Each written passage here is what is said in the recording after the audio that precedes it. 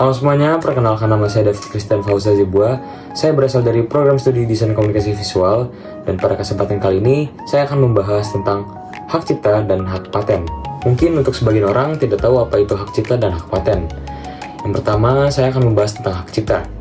Hak cipta adalah eksklusif pencipta atas penciptaannya yang muncul secara otomatis setelah suatu ciptaan itu diwujudkan dalam bentuk nyata. Hak cipta juga melindungi karya original dibanding literatur, seni, dan intelektual seperti buku, musik, lukisan, patung, film, dan program komputer. Dalam video ini saya akan membahas tentang kasus pelanggaran hak cipta dari kasus Rabbit Town di Bandung. Jadi, instalasi di Rabbit Town meniru karya seni internasional yang menarik perhatian publik dan komunitas seni. Kasus ini sangat meresahkan bagi seniman, kreator, dan pecinta seni karena kasus ini mengancam hak kekayaan intelektual dan originalitas.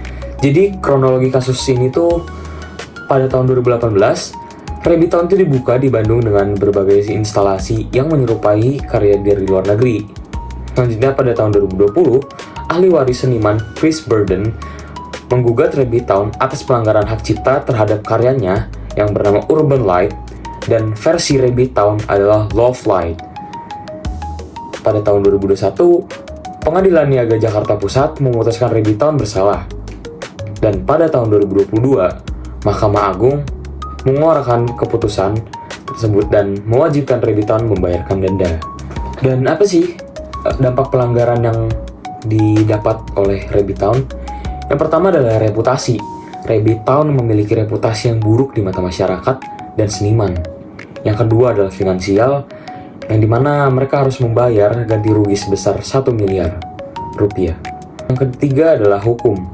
Karya harus dimusnahkan dan dimintai maaf secara publik. Yang keempat adalah budaya. Ini menjadi contoh buruk dari penegakan hak cipta dan pelestarian seni original. Pelaku dari kasus Rabbit Town di Bandung ini yaitu PT Pasti Makan Enak selaku pengelola Rabbit Town dan Henry Husada selaku pemilik. Dan mereka tuh disebut pelaku karena menciptakan dan menampilkan karya yang menjiplak tanpa izin. Dan siapa sih korbannya di sini? Korbannya itu adalah Nancy G. Robbins, ahli warisnya Chris Burden. Disebut korban karena hak cipta dan karya mereka itu haknya dilanggar. Dan bagaimana sih penyelesaian kasus ini? Jadi kasus ini diselesaikan secara penggugat mengajukan gugatan perdata ke Pengadilan Niaga Jakarta Pusat. Lalu jenis hukumnya itu hukum perdata dalam ranah kekayaan intelektual, khususnya pelanggaran hak cipta. Dan dasar hukumnya itu mengacu pada Undang-Undang Nomor 28 Tahun 2014 tentang hak cipta. Dan pasal yang terkait dalam kasus ini adalah pasal 9 tentang hak eksklusif pencipta untuk memperbanyak dan mempertunjukkan karyanya. Lalu ada juga pasal 113 ayat 1 yang dimana isinya tentang pelanggaran hak cipta dan dituntut secara perdata. Selanjutnya adalah hak paten. Hak paten adalah hak yang eksklusif yang diberikan oleh negara kepada inventor atas invensi di bidang teknologi. Hak ini memungkinkan inventor untuk melaksanakan invensinya sendiri atau memberikan izin kepada pihak lain untuk melaksanakannya selama jangka waktu tertentu. Di sini saya akan membahas tentang pelanggaran kasus hak paten tentang alat pemecah kemiri. Kasus ini pertama kali muncul ke publik melalui beberapa media nasional dan lokal sekitar tahun 2010-an. Berita ini menyoroti bahwa seorang individu itu tuh mematenkan desain alat pemecah kemiri dan mengajukan tuntutan terhadap para pengrajin serta petani kecil yang menggunakan alat yang serupa. Nah, media tuh menggambarkan kasus ini sebagai kontroversial karena menyangkut hak kekayaan intelektual praktik yang ada tradisional di masyarakat. Kasus ini menimbulkan keresahan terutama di kalangan petani kemiri, pengrajin alat pertanian, dan pelaku UMKM. Mereka khawatir akan dituntut secara hukum karena menggunakan alat yang dianggap umum bagi mereka secara turun-menurun. Banyak juga dari mereka tuh tidak tahu soal paten, sehingga merasa terancam secara hukum atas sesuatu yang mereka anggap itu biasa. Kasus ini terjadi karena Jamie Tumbeleka mendaftarkan paten atas desain alat pemecah kemiri miliknya ke Direktorat Jenderal Kekayaan Intelektual. Setelah memperoleh hak paten, ia menyampaikan keberatan dan gugatan terhadap penggunaan alat serupa yang dianggap melanggar hak patennya.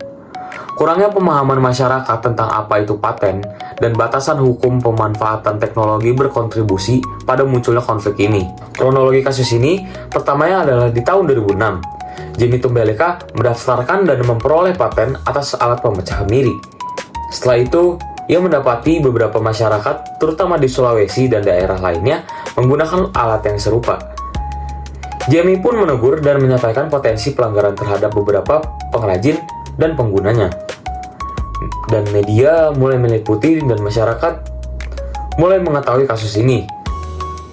Setelah itu, muncul keresahan dan protes dari masyarakat, LSM, dan akomodasi mengenai etika paten atas alat yang bersifat tradisional.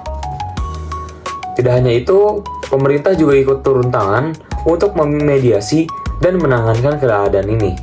Pelaku di sini secara hukum yaitu Jamie Tumbeleka. Jamie Tumbeleka sendiri sebagai pemegang paten yang menggunakan haknya untuk menuntut. Sedangkan korban di sini adalah pengrajin, petani kemiri, dan pelaku UMKM.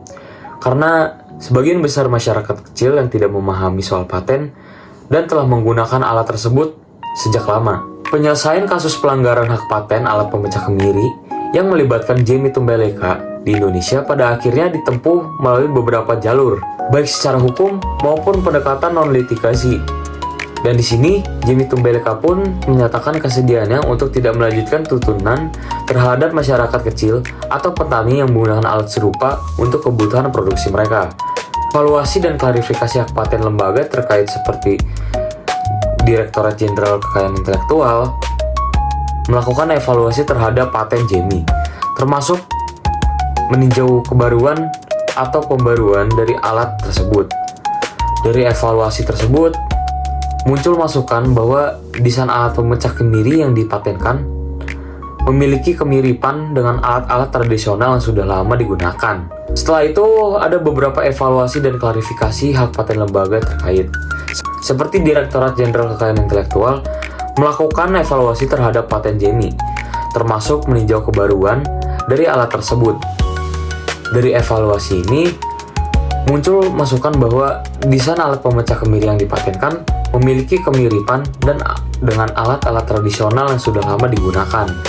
Walaupun patennya tidak langsung dicabut, pengakuan terhadap batasan hak eksklusif tersebut ditegaskan agar tidak melanggar kepentingan umum. Sekian dari saya tentang pembahasan hak cipta dan hak paten. Terima kasih banyak sudah menonton. Bye-bye.